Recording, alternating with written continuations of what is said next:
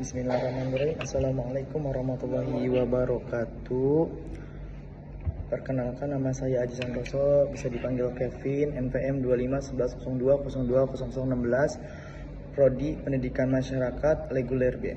Di sini saya akan menjelaskan analisis komponen komunikasi dalam pendidikan. Dalam teori komunikasi, proses komunikasi selalu dimiliki beberapa komponen dasarnya. Komunikator, pihak yang mengirim pesan dalam pendidikan, biasanya itu guru. Pesan isinya informasi yang disampaikan, materi pembelajaran, induksi atau video. Komunikan menerima pesan, yaitu siswa. Feedback, respon siswa seperti bertanya, mengaku atau mengerjakan tugas. Komunikasi itu seperti gangguan komunikasi seperti suara ribut, siswa tidak fokus, atau sinyal kurang jelas pada pembelajaran online. Jadi contohnya, bayangkan seorang guru menjelaskan materi baru tentang rantaian makanan. Guru sebagai komunikator, materi rantai makanan sebagai pesan. Jelaskan lisan atau gambar di papan tulis saran siswa. Siswa kelas 1 pendidikan masyarakat sebagai komponekan. Jadi pertanyaannya, siswa bertanya, "Bu, hewan ini termasuk apa?" Itu adalah sebagai feedback. Suara bising dari luar kelas adalah mengganggu.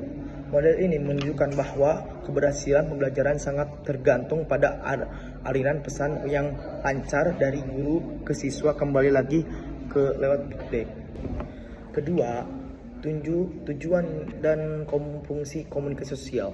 Tujuan utama komunikasi sosial adalah menciptakan pemahaman bersama agar interaksi sosial berjalan harmonis. Tanpa komunikasi sosial tidak ada koordinasi, tidak ada nilai bersama, dan masyarakat tidak bisa fungsi.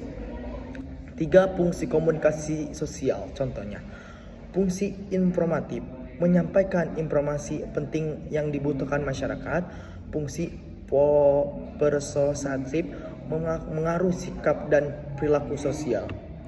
Fungsi sosialisasi adalah menanamkan nilai, norma, dan budaya sehingga individu mampu hidup sebagai bagian dari masyarakat. Boleh tambah contohnya, dalam pendidikan masyarakat berfungsi saat menyuruh lingkungan di kampus atau di desa. Komunikator menjelaskan secara memilah. Sampah bahaya, sampah plastik, dan langkah sederhana yang bisa dilakukan warga. Informasi ini mempengaruhi perilaku masyarakat sehingga mereka lebih sadar lingkungan. Ketiga, perbedaan komunikasi interpersonal dan intrapersonal. Komunikasi interpersonal adalah komunikasi dalam diri sendiri, proses berpikir, menimbangkan, penganalisasi, dan memberikan makna pada pengalaman. Komunikasi interpersonal adalah komunikasi dengan orang yang lain secara langsung, dua pihak atau lebih. Mengapa komunikasi interpersonal itu penting dalam pendidikan? Karena sebuah proses pembelajaran dimulai dari kemampuan seorang mengolah pikiran sendiri. Seorang yang mampu mengatur dialog batin, menyadarkan emosi, memahami kelemahan dan kelebihan akan lebih mudah fokus menerima materi dan memecahkan masalah. Contohnya, apa sih contohnya? Seorang mahasiswa yang merasakan minder bisa berdialog dan dirinya, "Aku belum paham materi ini, tapi aku bisa belajar pelan-pelan." Kesadaran interpersonal. Itu masuk kesadaran interpersonal yang ini dibuat dari keberanian bertanya dan mempelajari lebih efektif. Keempat, kualitas komunikasi interpersonal yang efektif. Komunikasi interpersonal yang baik penting dalam pendidikan karena interaksi guru, siswa, konselung, murid, atau mahasiswa, teman-teman kelompok bergantung pada kemampuan memahami, dipahami. 3 kualitas penting. Kemampuan merasakan perspektif orang lain. 2. Mendengarkan secara penuh, tidak hanya menunggu giliran membaca. Ketiga, kemampuan menyampaikan pikiran secara jelas.